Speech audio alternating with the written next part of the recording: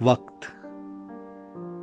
एक दिन घुमा दूंगा घड़ी की सुई को एंटी क्लॉकवाइज और जाऊंगा वक्त में वापस और जमीन से उठाकर वो सभी घी चुपड़ी रोटियां फिर से चाय में डुबाकर खाऊंगा जिन्हें मैंने मां से आंख बचाकर फेंक दिया था।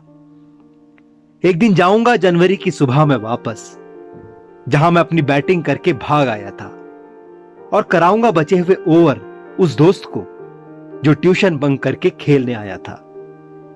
एक दिन चुपके से घुस जाऊंगा मम्मी पापा वाले कमरे में और पापा के पर्स में चोरी वाले 10 रुपए वापस रखकर देखूंगा कि उसमें कर्ज की कितनी नोटें थी जब मेरे कहने पर उन्होंने मेरे 2-2 ट्यूशन की फीस दी थी। अपना नया मकान तोड़कर उठाऊंगा वो लाल वाली ईंटें और बनाऊंगा वो पुराना वाला घर जिसका आंगन कच्चा था और हर कमरे में पर्दे थे, दरवाजे नहीं। उस आंगन को खोदूंगा और निकाल दूंगा उन सभी चींटियों को जिन्हें मैंने खेल खेल में राम नाम सत्य गाते हुए दफना दिया था।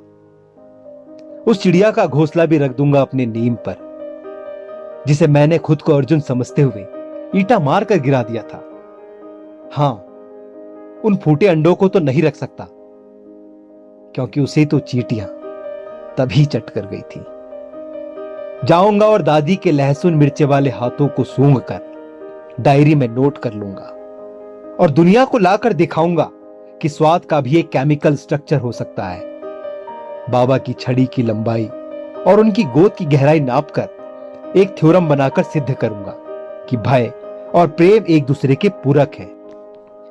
जाऊंगा वापस स्कूल में और पूछूंगा अपने टीचर से कि सर्दी की धूप में देखने पर जो आंख के अंदर रेशा उड़ता है क्या वही किताब वाला अमीबा है, और यह पूछूंगा कि 1 से 20 तक के पहाड़े रटना जीवन की सफलता के समानुपाती क्यों है।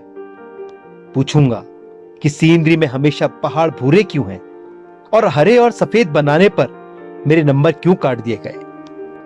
और थोड़ा बढ़कर जाऊंगा असेंबली में जहां मैं और मेरे 3 दोस्त सजा में मुर्गा बने हैं, पर फिर भी टांगों के नीचे से देखने पर आसमान हमारे पैरों तले है। उस आसमान के साथ एक सेल्फी लूंगा और टैग कर दूंगा वक्त को उसमें, उसे उसकी औकात दिखाने को। किसी दिन घड़ी का कांटा पकड़कर बहुत जोर से छलांग लगाऊंगा पीछे की ओर और कलामंडी खाकर गिरूंगा अपने गांव की उस नहर में जिसमें मैं कूदने की हिम्मत नहीं कर पाया था और नंगे नहाते लड़कों का झुंड मुझ पर हंस रहा था। और वहीं किनारे बैठे पगले बाबा से सुनूंगा तालाब वाले बुढ़वा भूत की कहानी जिसे आधा सुनकर मैं रात भर सो नहीं पाया था। और फिर जाऊंगा एक पतली सी गली में जहां एक कच्ची उम्र की लड़की हाथ में मेरा दिया गुलाब आज भी लेकर खड़ी है, इस अफसोस में कि उसे मुझसे कभी नहीं मिलना चाहिए था। उस लड़की के पास जाकर उससे वो फूल वापस लेकर नाली में फेंक दूंगा और उसके कानों से खींच के निकाल लूंगा अपनी आवाजों के तार और आंखों से कांच लूंगा अपनी सारी परछाइयां और आजाद कर दूंगा उसे उसके उस कल से जिसे मैं अपना आज नहीं दे सका। काश मैं वहां जा सकता उस वक्त में, पर अभी मुझे वापस जाना है आगे के वक्त में, क्योंकि मैं आया हूं वहां से पीछे लौटकर।